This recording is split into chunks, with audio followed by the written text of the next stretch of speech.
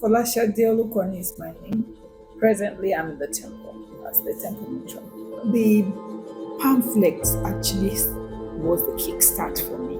I started from what I knew to what I did not know. So at a point, since the ones I know are still alive, I didn't have much to do. So I went back to the ones I did not know and started gathering information. It was a long experience and interesting too. When my dad died, I picked his father's diary, who is becomes my grandpa's diary. But I also had some burial plans, burial programs. My grandfather, my maternal grandfather, my father, my grandma, there's burial programs. I picked them up from my mom's note, and that helped me a lot to know. Although the information later was found that most of them were not correct or they were mix-ups, but it was quite interesting. This was one of my uncles. He died in 1993.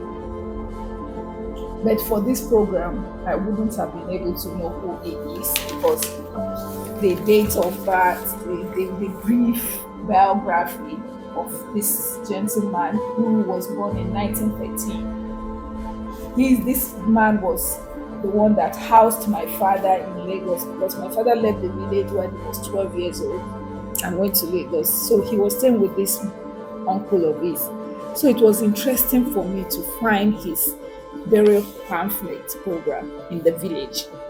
I was so excited because I could read who he is. My father had told me stories, but reading this from the program helped me. So when my dad died and I did his own program, it was very interesting. But unfortunately, biography wasn't included much in my father's. I had so much to talk about, but I didn't write much. So his own biography was quite short. But at least my progenitors, my grandchildren will read this and know about him.